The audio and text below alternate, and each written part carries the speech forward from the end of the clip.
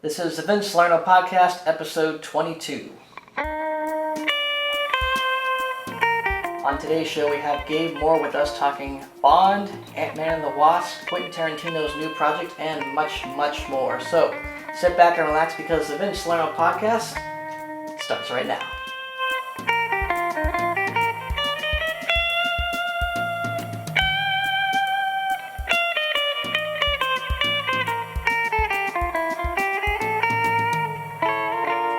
Everybody, welcome to the Vince Salerno Podcast, episode 22. We're recording this on Friday, July 14th, 2017. You'll probably be hearing it on a Monday or a Tuesday, whenever I post it.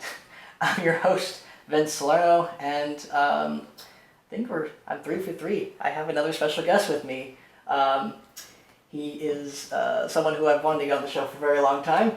We've been friends and collaborators on multiple projects, and he's here to talk about his new film, Chirp, Buzz, and Other Sensations. It's Gabe Moore.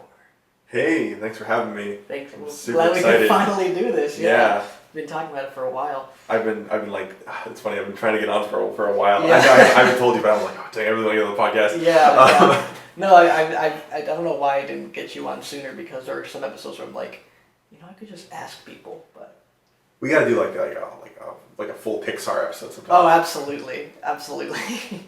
So, Gabe, tell us a little bit about yourself. What do you do as an artist, as a filmmaker? As an artist, as a filmmaker, I study screenwriting, and so that's my primary goal. Write feature screenplays, and I also dabble in cinematography, and I think that's a really cool balance between the two. Like having. It's a really cool thing to dabble in cinematography, but have such a cool knowledge of story that you bring all of your story knowledge into what you put on screen. Mm-hmm. And I like the balance that I have. Yeah, pretty good actor too. Oh, thanks. Yeah, I haven't acted in so long. Yeah. You remember the Red Apple Ale commercial we did? What commercial? The one with the Red Apple Ale commercial. Oh my gosh, totally forgot the one. Yeah. Oh my gosh. Fond memories of that. But so we'll talk to Gabe about his recent project, when Fall Rising. That's my project. Sorry. Chirp, Buzz, and Other Sensations, which he wrote and shot. So we'll be talking with him about that. That's will be our topic of the week. Right now we have our top 5 stories that we're going to get into. So first, number 1, looks like Daniel Craig is returning for Bond 25. He has signed a deal. He's getting paid a truckload of money, I guess. And sell out.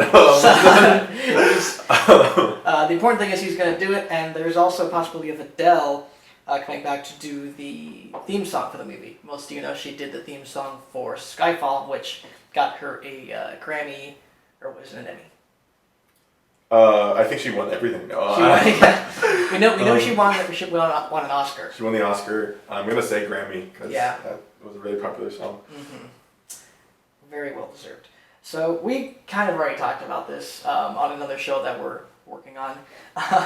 We make a lot of content. We make a lot of content. Yeah, we try. So, we were talking about how Craig made some pretty controversial comments saying he didn't want to do the show.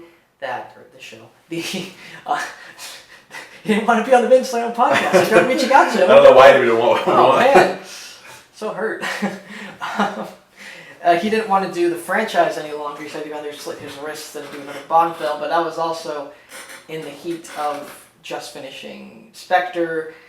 He came out and said that he was that his comments weren't exactly accurate, and that he would actually miss being Bond if he left without a proper goodbye, so to speak. So I'm glad he's getting another shot at Bond. I'm glad we're get at least one more with him. And I hope this is one where we can close this chapter of Bond's life, and then we can recast him and move on to the next phase of the Bond franchise. Yeah, I guess I agree. Although I maybe I'm done with Daniel Craig. Oh yeah. I was really rooting for Idris Elba or something else, and then I saw Tom Hiddleston was in the running, and I was like, that'd be because you start thinking about everything. And you're like, that'd be really cool. See them take as Bond. Yeah. And then after reading the comments about Craig saying I'd rather like slash my wrist than do the Bond film. I'd saying like, oh, if I did a Bond film, I only do it for money. It's like, okay, then get out of here. Yeah, I keep forgetting that. Yeah, I keep forgetting his response if the money's right. But you know, I mean, guys gotta make a living. But I will humor you. I was sort of against the idea of Tom Hiddleston playing Bond. Mm-hmm.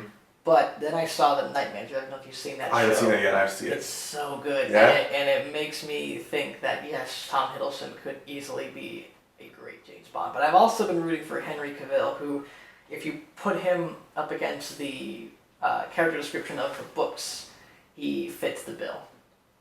So I would love to see either Henry Cavill or Tom Hiddleston play Bond. Regardless, you know, I'm sure the next person will be great, but... yeah, so let's talk about Adele. We both have heard the Skyfall theme. It's beautiful. I love it so much. It's one of my favorite songs, and I think it's great to have her come back, and especially if they want to end Craig's run on a high note. I think this is one of the ways to do it. Because not that Writings on the Wall wasn't great, but it wasn't. I literally can't sing it to you. I have no idea how it sounds. I can't. It's so forgettable. It is kind of forgettable, unfortunately, but which is a shame because there's so many great unforgettable Bond songs, and you'd think that someone like Sam Smith would do one. I mean, I think he won the Oscar for that one too. Did he? So I think so.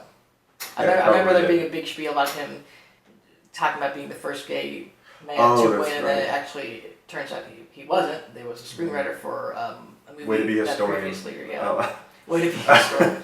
Way to cement yourself in the history. So yeah, Bond. I mean, we've already talked about this, so we're kind of over it. Yeah, but I like. So even though Craig, I'm kind of like on the fence about Adele. I'm 100% like, yeah, come back. I think like her attachment to the Bond series is such a smart move. Mm-hmm. Because I wasn't like Skyfall like the highest grossing Bond film. Highest grossing Bond film, and some my personal favorite, and some a lot of people's favorites. Yeah. Kind of like it was a really good. It brought tons of people like introduced into the Bond franchise. Yeah. Plus, you know, when you have Roger Deakins shooting your movie, you really can't go wrong. Yeah, that's for sure. Oh. All right, let's move on. Number 2.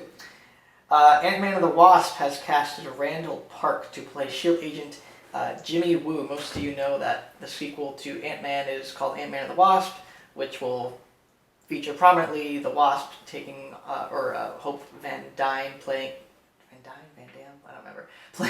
Taking on the superhero mantle of the Wasp, which is something we've been waiting for since the first Ant-Man. Honestly, she was supposed to appear in Civil War, but the Kevin Feige and everybody else at Marvel assumed that was too soon to introduce the character without giving her a proper introduction as a superhero. I'm a pretty big fan of Randall Park, actually. I don't know if you recognize him. He's the Asian actor from Fresh Off the Boat. Oh, I haven't seen that. He plays the dad. Oh, yeah? I'm trying to remember what else he's been in. Oh, he played Kim Jong-un in The Interview. Wait a second. I might know who this dude is. And he's going to be in a Marvel film? He's going to be in a Marvel film. No way. Yeah. Oh my gosh. He kind of has a nasally voice. Yeah. Oh my gosh. I know who this is. I think he's a good actor. I mean, I did not like The Interview, really. I mean, yeah, had his moments, but I just... But it got Spider-Man in the MCU. It got Spider-Man in the MCU. Yeah. Thank you, Interview, sort of. But yeah, I mean, just on the actor alone, I think he's a great talent. I think it's great that Marvel, I think as of recently, has been really diversifying their casting. They've gotten a black woman to play Valkyrie in Thor Ragnarok, who was traditionally a white blonde woman. Black Panther is like a 95.999% black cast, with the exception of Andy Serkis and Martin Freeman, maybe a few other characters, but that's awesome, I think. And this, I don't remember any other. Well, I mean, Spider-Man: Homecoming, I haven't seen it yet, but I know the supporting characters. They're all different ethnicities. I know Peter's friend in the movie is Hawaiian, I believe. So the fact that they're considering this and diversifying the cast is great. And also, it's great.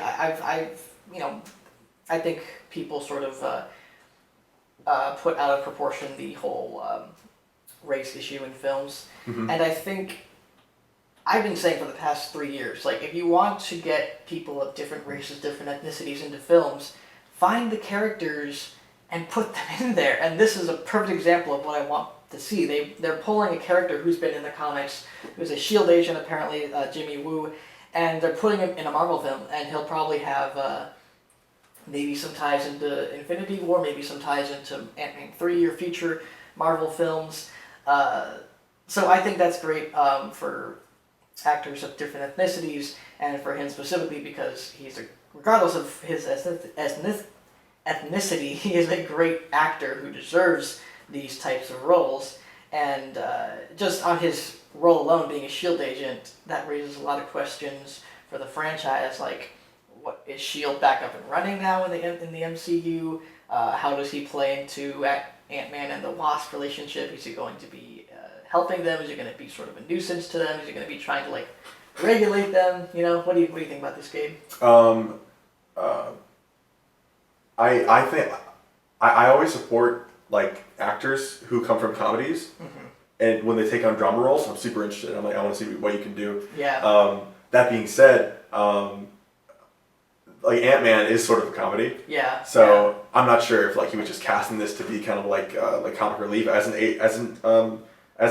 And but what you're saying about maybe tying it to Infinity War, if he actually has an arc over the universe, I'm really curious to see what he brings to the character. Yeah. Because I really like comedians who, like, delve into, like, dramatic Try roles. different things. Yeah. Yeah, I definitely hope his role is not like a one-off role, because I think he is this is only going to make it even more popular, like many other actors who have joined the Marvel Cinematic Universe and have become extremely popular. I think this is he's already fairly popular among the Disney family with Fresh Off the Boat. I think this is only going to boost his popularity among general audiences in general. So yeah, Ant-Man and the Wasp, Agent Woo, Randall Park. We love it. I know his name now, so. You know his name, yeah. You can point out all the movies he's in. I think he was in that movie Snatched with Amy Schumer, which is unfortunate because that movie, I can see that. I didn't like that movie. Oh, you saw it? I haven't actually. I shouldn't say that. I shouldn't criticize the movie if I haven't seen it, but it doesn't look good, and I'm not a huge fan of hers. So there, I said it. Sorry, go ahead and shoot me. I don't care. I think more people agree with you than they would disagree with you. You know, that's true. Judging by the ratings on her Netflix special, I think you're right. All right, number 3. Quentin Tarantino has announced his new project. He is writing and directing a new film on the Manson Murders with possibly Brad Pitt and Angelina Jolie. For those of you who don't know, the Manson Murders, I believe this film will focus on the murdering of Roman Polanski, and the perspective of Sharon Tate, his wife. Manson and his followers attacked and killed Polanski, and it was sentenced to a life sentence in 1971. So it'll be, like we were saying before, I think this will be interesting for Tarantino to tackle.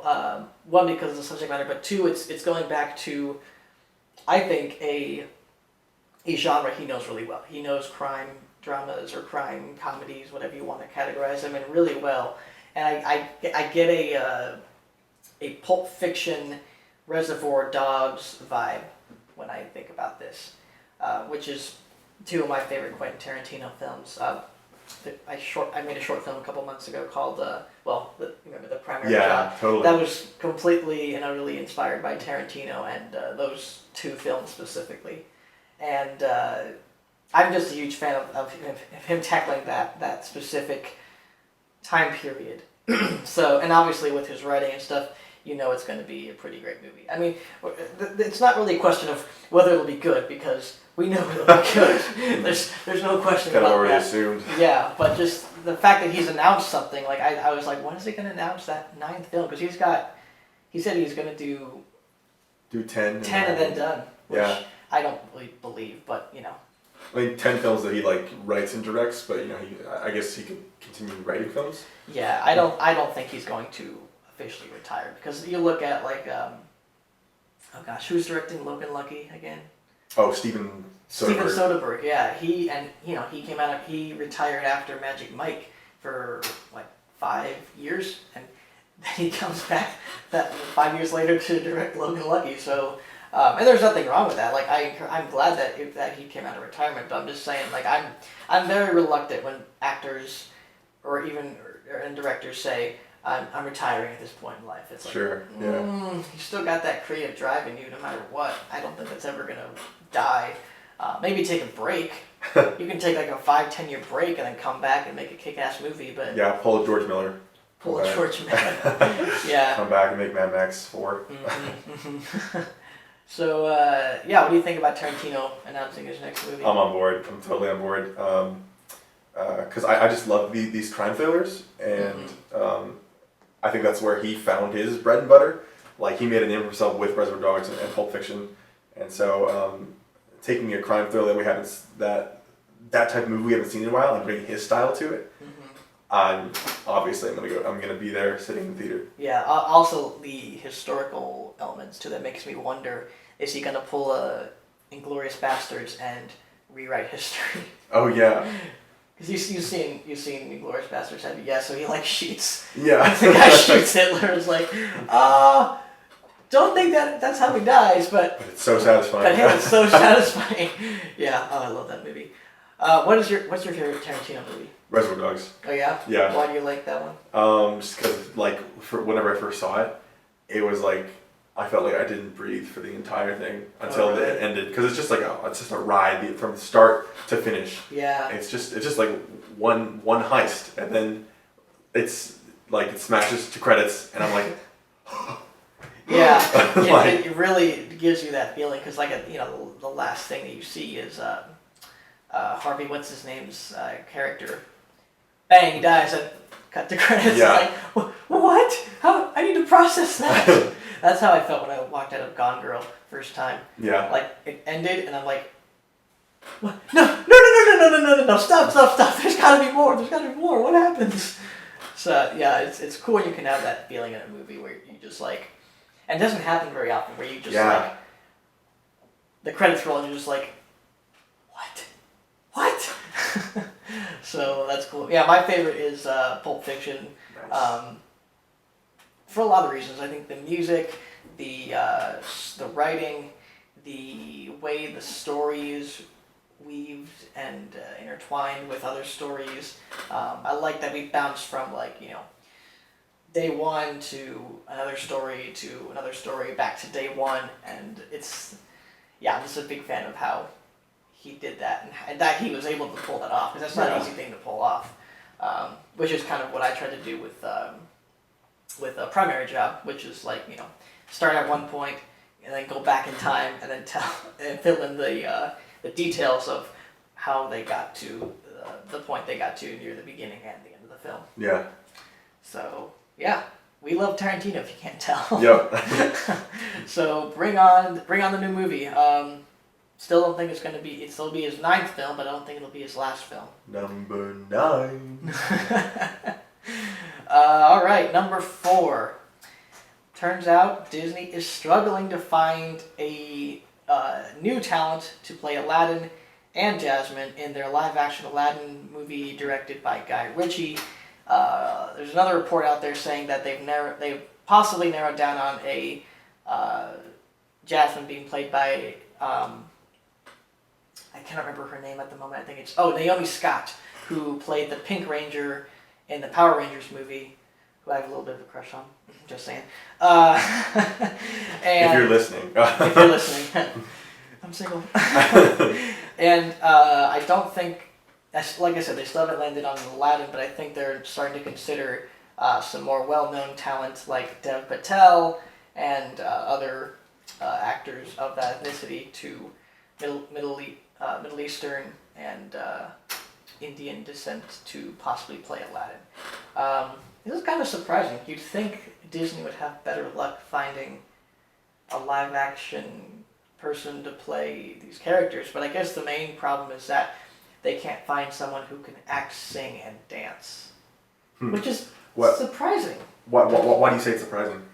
I guess in one sense I can see why it wouldn't be, because maybe some of those people, because of their situation or where they're coming from, because where Disney's casting don't have the same opportunities and aren't able to get that knowledge or practice and know all three things or be a triple threat as they call it. But at the same time, it's like it's for me. I'm thinking like it's Disney. It's like, why would they have such a huge issue? Like they've casted films like. Just get the dude who played in Broadway Aladdin. Yeah, exactly. I mean,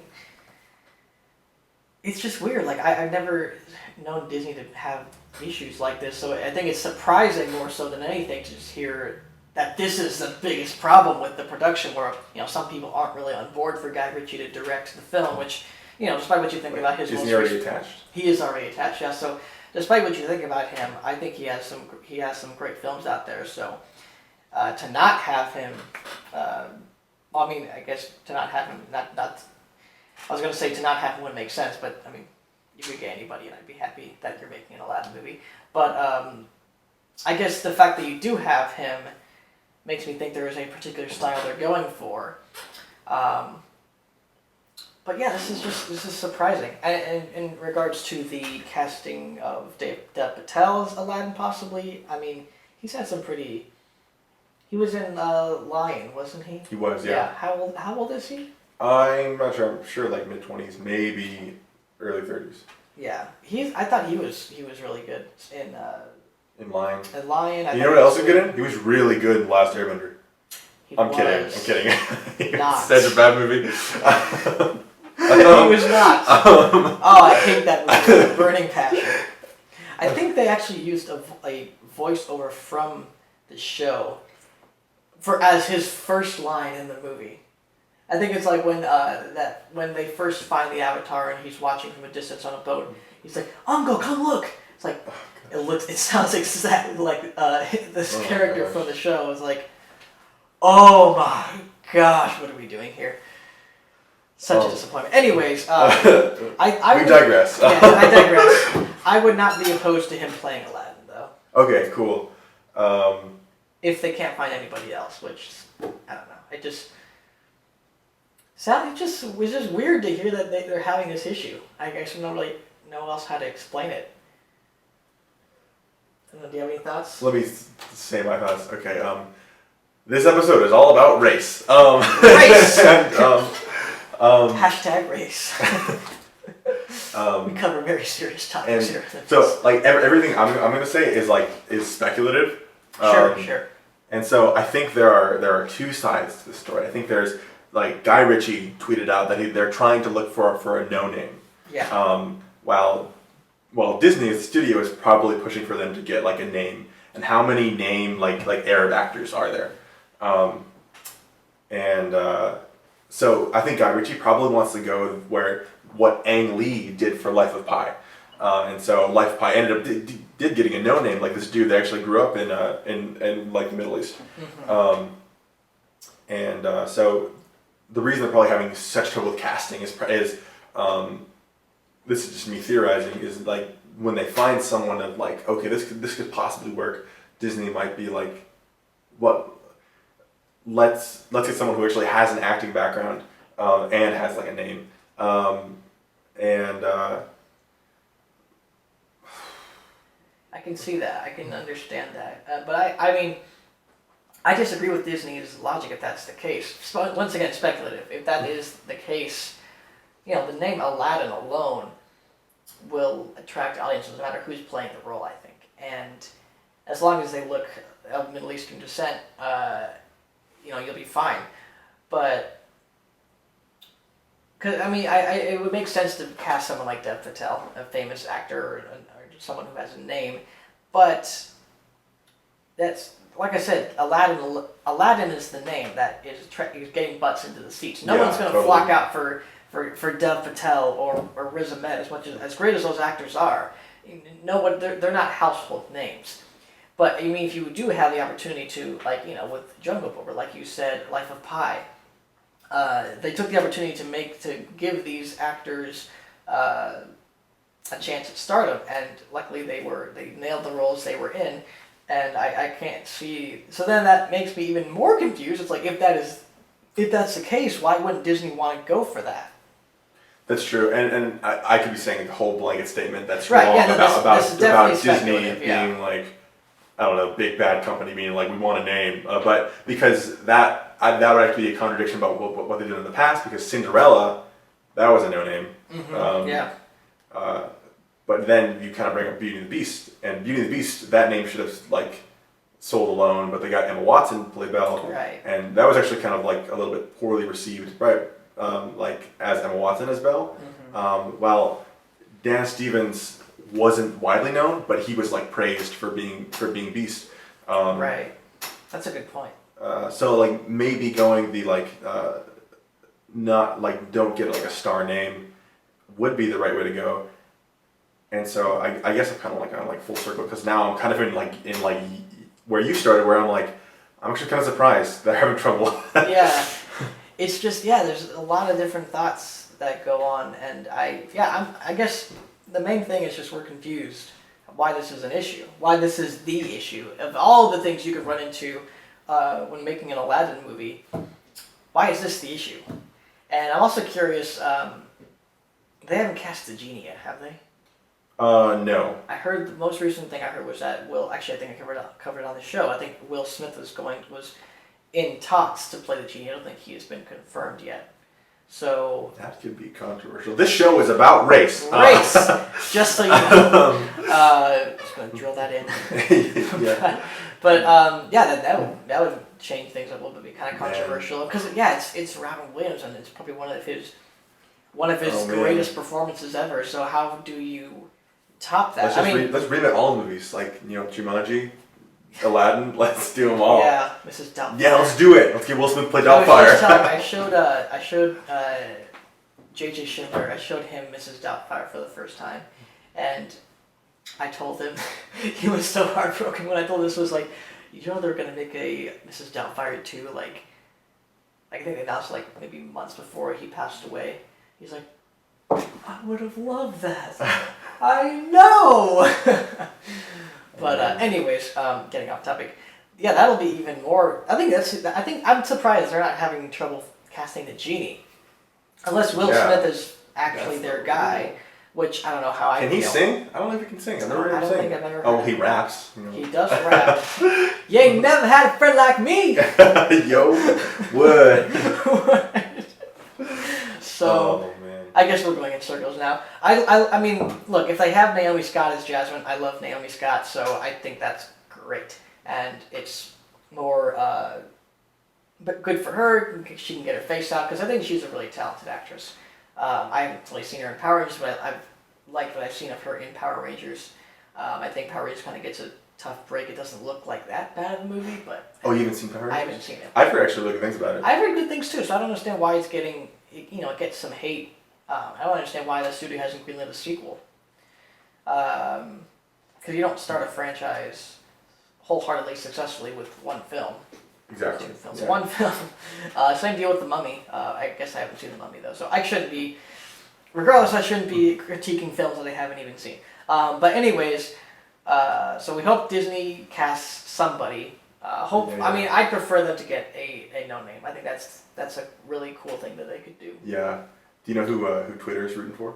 Who are they rooting for? Twitter is rooting for Avan Jogia to play Aladdin.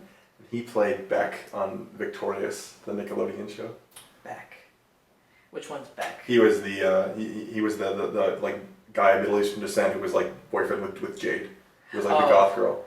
Oh yeah, that's great. Let's just do that. Yeah, no, I'd be down for that, because he's like what, early 20s? Yeah. There you go. We support Avan. We support Avan. I think our work is done here. You know what to do, Disney. Make the call. All right, number 5.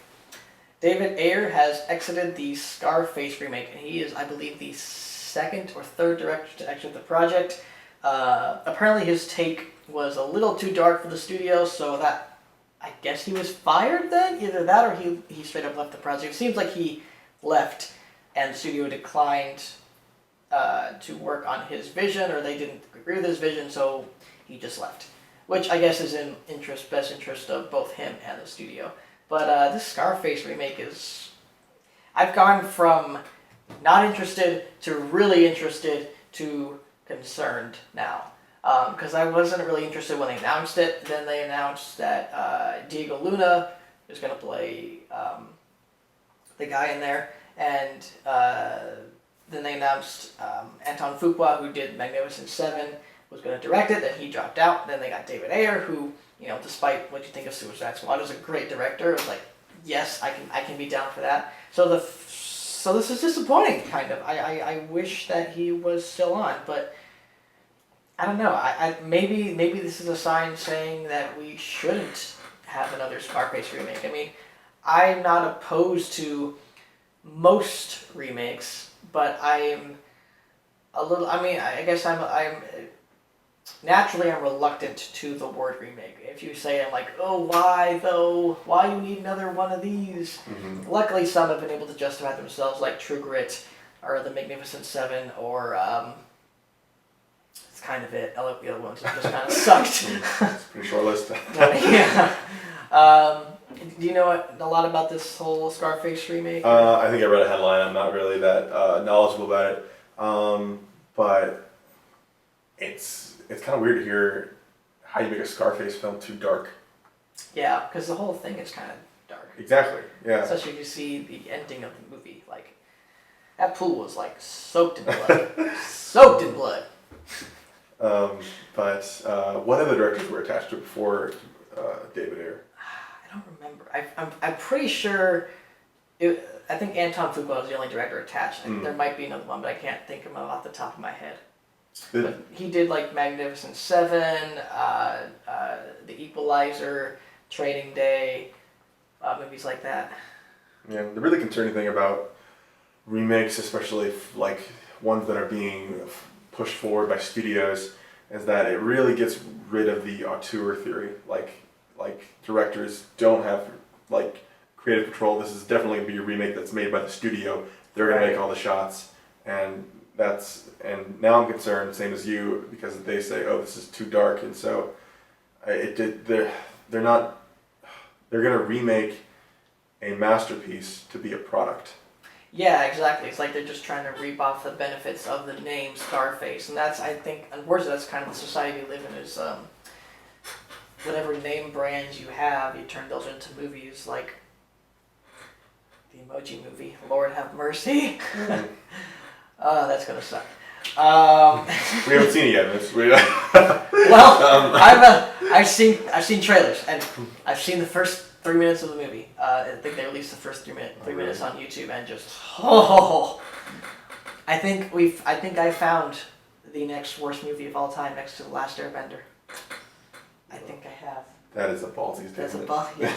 Yeah. I mean, you're right. I shouldn't judge too quickly, but.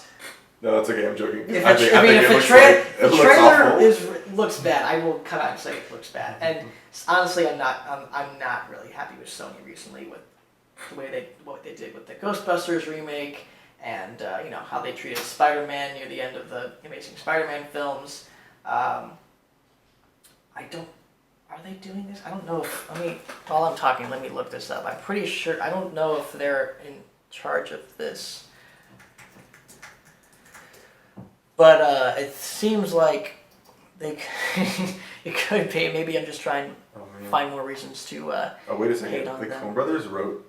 the Coen Brothers wrote this. I forgot. They wrote the draft. So coincidentally, they're the ones that made the True Grit remake. Yeah. So yeah, then that doesn't make any sense. Like, what? Okay, so Sony's not attached to the Scarface remake, I guess. So good on them. At least there's one remake you can't mess up. Is any studio attached? I don't know. I mean, I'm assuming there is. Let's see. Bluegrass Films, Dylan Clark. Doesn't want to... Because the thing about what we were talking about earlier is Tarantino's new film is it's being... The production company is the Weinstein Company, but they haven't found a distributor yet. So they're still shopping that around. So maybe it's a similar situation. Yeah, I wonder... I say Clyder might usually have the... But anyways, yeah, it just seems like they have all the pieces in set for a great movie. They have a good actor, they have a great script from two phenomenal writers and directors. Mm-hmm. So it just doesn't make any sense. Oh, Universal. It's Universal Studios that's doing this. So that's interesting. So yeah, it's just they have all the puzzle pieces for a great movie, and I don't understand why. Yeah, if Scarface alone is a dark subject matter, what the? Oh, sorry, ad. Your computer just went apes. Apes. It was the Planet of the Apes trailer. Good one. Yeah. So, yeah, I guess the same with the last story. I'm a little confused. Like, what do you want, Universal? Do you want a dark Scarface movie like the original was, or do you want to lighten it up? Do you want it to be like a franchise or something? Or I don't know. So, the more I hear about this, the more I don't know if I want this. As much as I love to see Diego Luna play the character because he's a great actor, I don't know if it's worth tainting Scarface, the legacy of that franchise, that movie. Yeah. So I guess we'll see. We'll find out for sure. But not looking too great. Okay. Well, that was our top 5 random list. Again, that was Daniel Craig and Adele returning for Bond 25. Ant-Man and the Wasp cast Randall Park to play S.H.I.E.L.D. agent Jimmy Woo. Quentin Tarantino writing and directing a new film based on the Manson Family Murders with Brad Pitt and Jennifer Lawrence. Force of habit, putting those two together. Too soon, man. Too soon. Okay, Disney struggling to find Aladdin and Jasmine for the live-action Aladdin movie, and David Ayer exits the Scarface remake. And now we are on to our topic of the week. The reason, well, not the only reason, but one of the main reasons why Gabe Moore is here to talk with us. So Gabe co-wrote with Miley Durbin the script for their film Chirp, Buzz, and Other Sensations. It's about a teenage girl who has her very first sexual awakening and is trying to come to terms with it and figure out how to deal with it. As I said, Gabe co-wrote the script with Miley and shot the movie. You did storyboards for it too, right? Yeah. Yeah. If you see the storyboards, they're pretty great. So yeah, I want to take this time to talk to you about the movie and from conception, from script to shooting and onward. So, how did you and Miley come up with the idea for Chirp? So the idea for Chirp, we both agreed that we wanted to do a senior project, which was kind of a funny agreement because we had no ideas. We were like, let's do a senior project. And because of that, there was pressure to come up with an idea before we had to actually pitch it. And so any idea we had, we would like tell each other like any little like blip of an idea. Mm-hmm. And so we came up with an idea that we kind of hooked on to. We're like, well, this has potential. And that idea was a film that took place in high school that was focusing on a Sadie Hawkins dance. And if you don't know what a Sadie Hawkins dance is, it's where a girl asks a guy to the dance. And so we were like, that could be cool because we could play on gender norms. We could play on on tropes of like high school stuff. But the problem was we couldn't figure out like a proper conflict that wouldn't delve into like, okay, this is really cliche, this is really typical, this is really predictable. And we had all our characters sort of set in place. And for like very rough characters. And then one day, out of the blue, Miley calls me and says, I have an idea. I didn't see who that was. That was Tom. Oh. Yeah, special guest, Tom Zupazich. Tom Zupazich. Is he still on his YouTube channel, Tom Zoop? I don't know if he still does that. I haven't seen Wait, Tom, no. Get here. So she calls me out of the blue and she says, like, I have an idea. And she tells me, and she pitches me this image she had in her mind. That was the initial joke. The joke that sparked Chirp, Buzz, and Other Sensations, and is the opening joke of the film, which is there's this girl who's at a sex addict support meeting, and you go around to all the sex addicts and they say, hi, I've been sober for like 4 months now, and you go to 3 people and then you turn to this like 16-year-old girl, maybe younger, and she didn't like expect to introduce herself, and she says, I'm still a virgin. And we were like, that is so funny. And then we just kind of took that joke and ran with it. And came up with this whole story. And we were still able to take like the idea of playing with gender tropes and relationships and like the Sadie Hawkins dance idea that we had. We made it into something that was more heartfelt and grounded in the idea of a coming of age film about this girl who had to come to terms with her sexual awakening, who grew up in a strong Christian family, like for her to realize that having those feelings isn't sinful because she believes that she was going to go to hell if she couldn't get rid of these feelings, which led her to the sex addict support meeting. Right. Yeah, that's such a great thing. So is that the first scene of the movie? Yeah. Yeah, I remember being on set that day.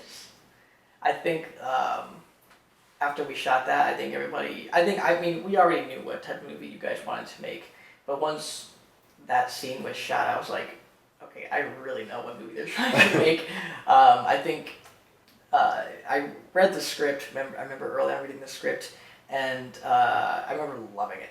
I thought it was just fantastic. I know there was some back and forth between the title with higher ups wanting it to be titled something different.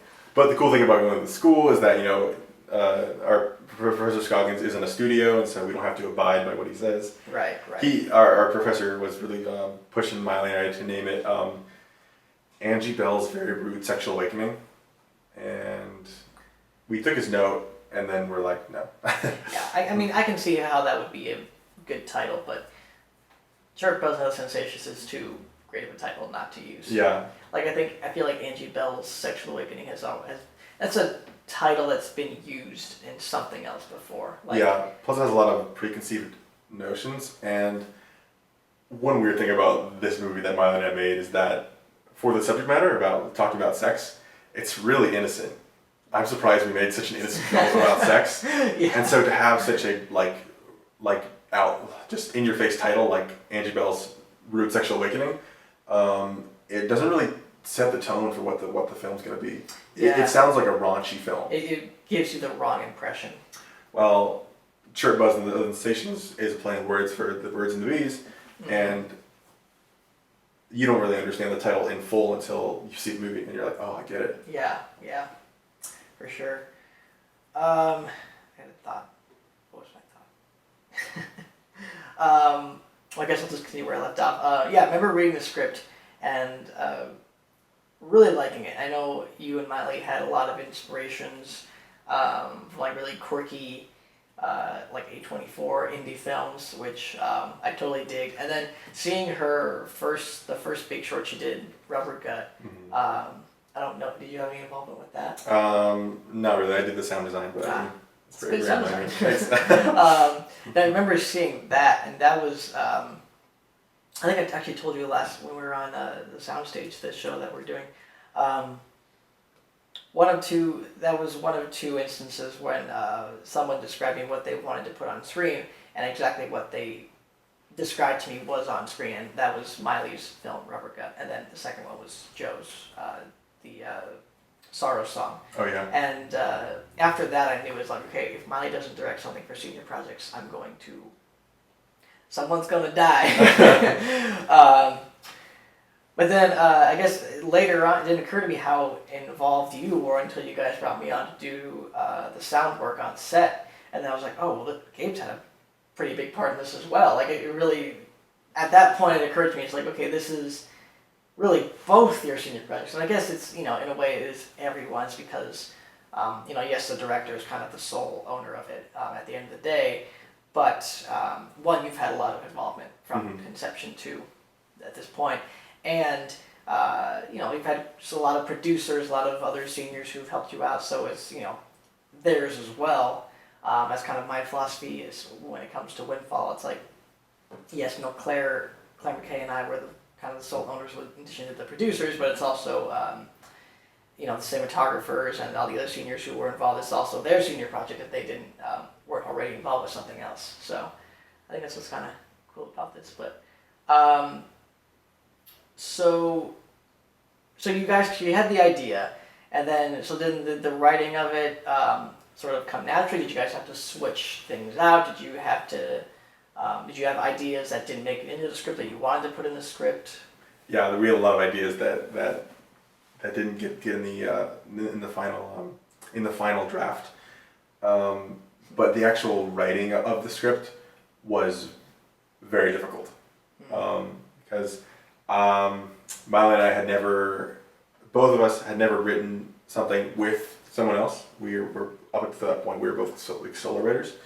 And so when we decided to write it together, we knew it would be a feat, but it was so much more difficult because the quarter that we were writing it was the quarter I was in LA and Miley was back here in San Diego. And so the way that we would write it together was we would do weekly Skypes. And so every week we would Skype each other, and for the first half of the quarter we were just like trying to get a solid outline. And then the last half of the quarter was like we would give each other scenes from the outline. Okay, you want to take on this scene, you want to take on this scene, and then we would write our scenes, and then until we had all of our scenes done, and then we put them together. And because we had both written different scenes, you can probably guess that the script was like tonally not there. Like the tone was off because we both had different writing styles, and so then together we took what we had written all together, and then we actually pieced it together and kind of glued it and had one strong, one unified tone throughout the script. And we think we made something pretty special. Yeah, I'll say, yeah. So it was kind of a learning experience for both of you to work with somebody else to write a script. Mm-hmm. Very cool. I mean, it was very fun too. I mean, we had tons of fun just like coming with ideas and stuff. Like so much fun because you can do so much stuff with because man, it's so funny talking about sexual awakening from a Christian point of view. Is like from a sheltered Christian point of view is so funny just because I feel like you don't talk about this enough. Yeah. And so we played on a lot of tropes. We played on so many jokes, jokes that didn't get in there. Like the introduction to the character of Angie Bell was she's getting dressed and she pulls out this tape measure and she measures her dress, and then at the end of the tape measure it says thou shalt not pass, because that's like how long her dress should be, because she has to be like this. There's a standard for girls as if you want to be like a pure Christian. Yeah, did that shot make it into the movie or? No, it didn't make it into the final script. It was too cheesy. And there was another one where she's trying to learn more about why she's having these feelings, why she's having this sexual awakening, and she goes to the library. And she's reading a book, and you don't see the book until she closes it, and then it says electroshock therapy. I remember that.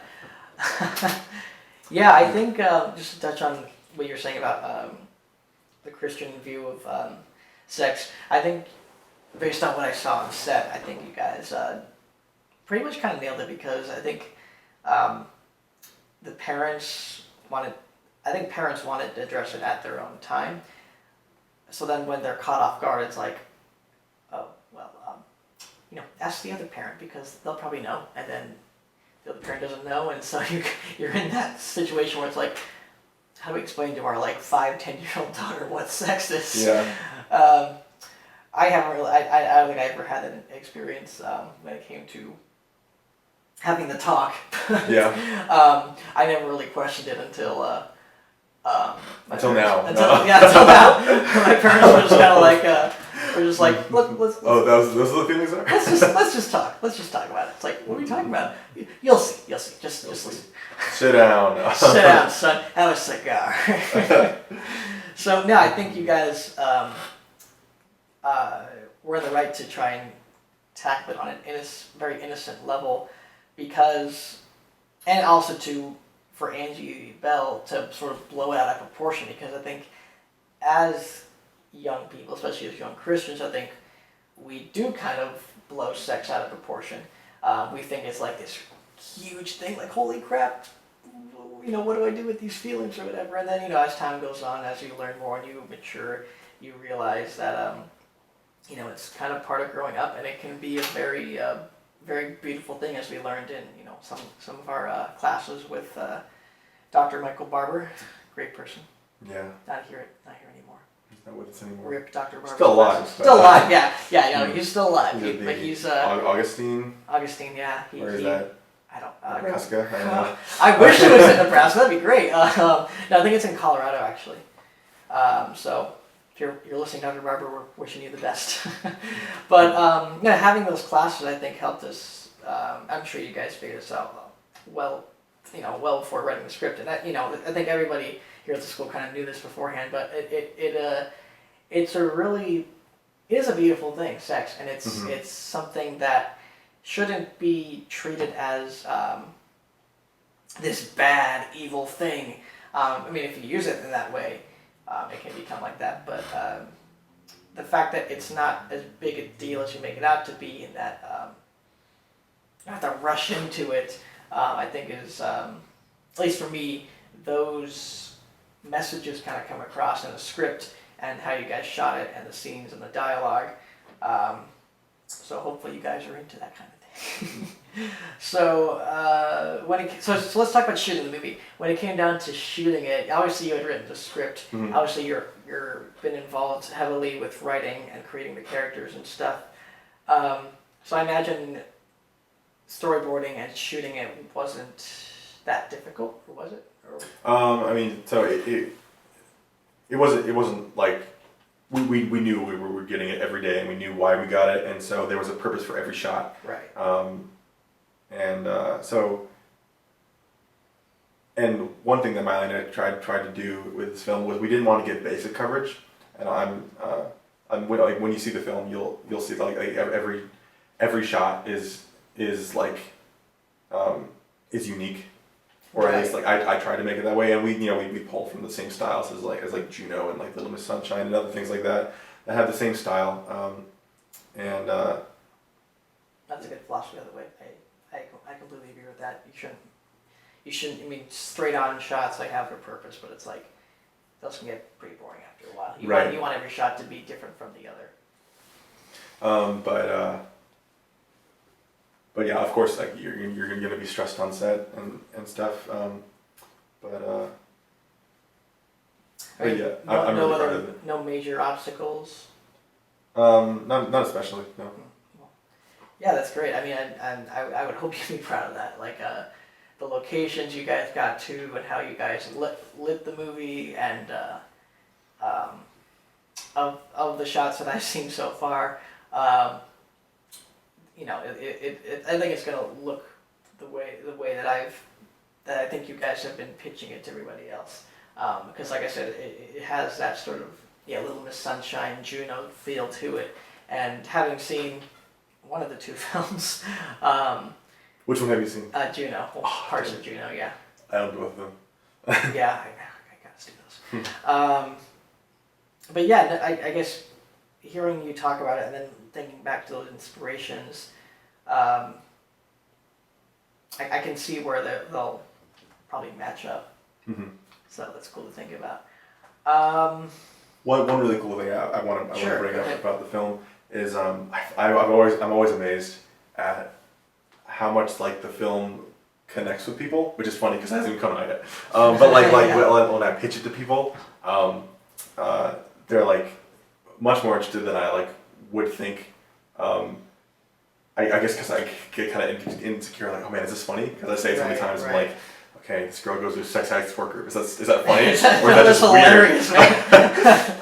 But like, I remember we were opening a bank account for the film, and the guy was like, hey, what are you making? We're making a film. And he was like, oh, what's it about? And then we pitched it to him, and then we learned that he was he's a lapsed Catholic, and then he was like, yeah, that's something that I've always wondered about like, that's something that always frustrated him about like what he thought was like restrictive rules on sex, not necessarily like you can't have sex, but more about how much it was emphasized that it was sinful, and so to even think about it is retracting the actual gift that it is. And so I think Miley and I have really touched on something that's really relevant and really important, because which is really cool because sorry, I'm going on a tangent. No, go ahead. This is all about you guys talking about the movie, so go right ahead. Like in the very early Catholic Church, like Thomas Aquinas taught that like virtue should be like the end all be all. If you have virtue, that's what you should strive for. If you have virtue, and then the rules will trickle down, and then the rules are implemented because of your virtue. And then sometime down the line, I'm not good at history, but there was like leaders in the Catholic Church that started enforcing like rules over virtue, and which like resulted in people not really understanding why they were following rules, and so which brought a lot of frustration.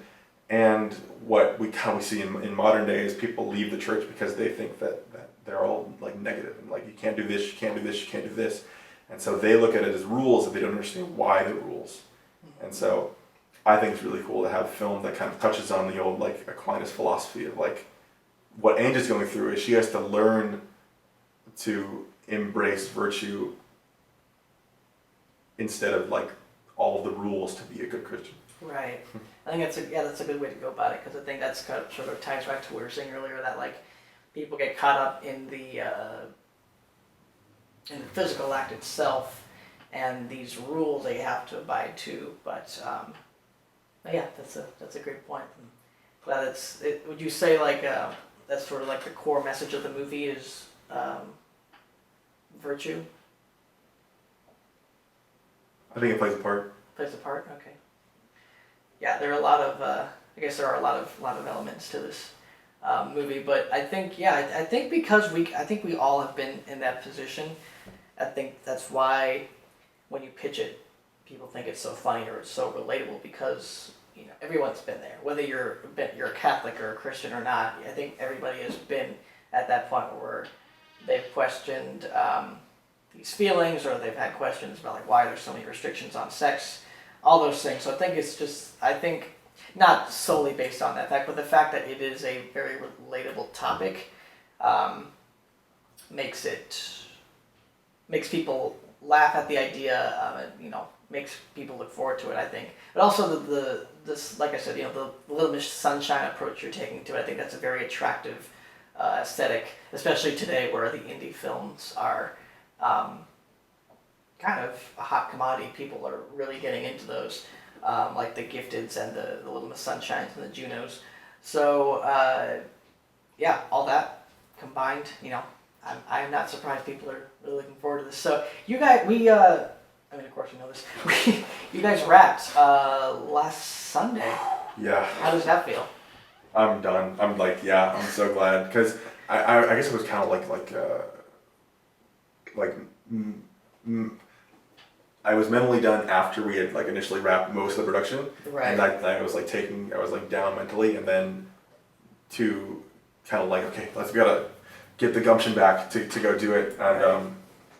And so it was very much like, okay, we just gotta get this done so that we can be out of production. Right. So it wasn't stressful coming back wait, did I say Sunday? I meant Saturday. It wasn't stressful coming back that Saturday to shoot that last scene. So shooting the scene, in theory, wasn't stressful because we knew what shots we had to get, and we knew how to get it. What was stressful is that the location we were at gave us a strict 3 hours. Yeah, that wasn't great. And it was stressful because she gave us strict 3 hours, 4 to 7, and the scene demanded to be shot at night, but it wasn't night when we shot, so we had to make it night for day. That was, and actually we saw the footage, and Austin and Andrew, our gaffers, did a really fantastic job. Awesome. floating slip. Awesome. Yeah, that's great. I think that was kind of a ridiculous situation that the whole crew was put in when the location was sort of dropped at the last minute. And I think that's I think it's a common misconception that people don't realize how much actually goes into making a movie, to the point where if someone you ask for their location and they're like, well, we just don't feel like it's like no, you can't just do that. Like we have a schedule, we have a deadline, we have a budget. We have a budget. Please. So I think it was great that we were able to get those get it shot in the time that we did, and it was great that we were able to still keep that same morale that we had when we were first shooting. Kind of keep that up. It almost felt like I think Miley kind of feels like a reunion. Yeah. So I think that was a really good day, and you know what's funny? You know how in Fantastic Four, like the new one, they did reshoots and Kate Mara had her like her hair, wig, her wig. When we shot on Saturday, Eve came back, who plays Angie, and she had highlights. Oh yeah, I remember that. So we were like, oh man, how are we gonna get around this? We don't know yet. So let's pull off Fantastic Four. Is there a way to maybe like I guess talking about how to fix the movie right now? Is there a way to like maybe color correct her hair? I'm sure there's a way.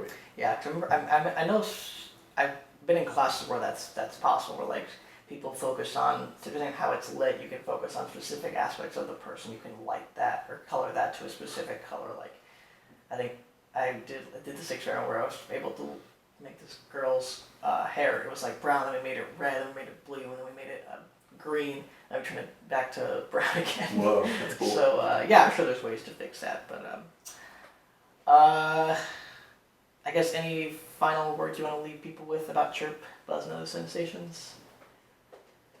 I think you're really gonna like the movie. It's really stylized and it's really relatable and it's really heartfelt, and we're all really proud of it.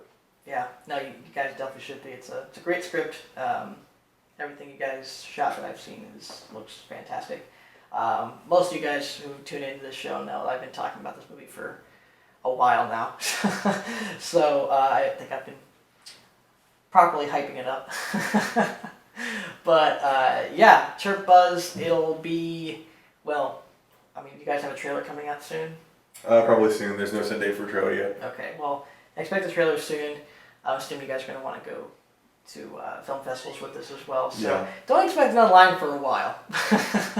But, We'll probably have, like, updates on our website about, like, is the film going to be in your area? I don't know if that's too pretentious, but... We'll, if you guys want to know more about Chirp, Buzz, and Other Sensations, follow the progress of the film. I will put the social media links in the description of this video. You can check out their website, their Facebook, their Twitter.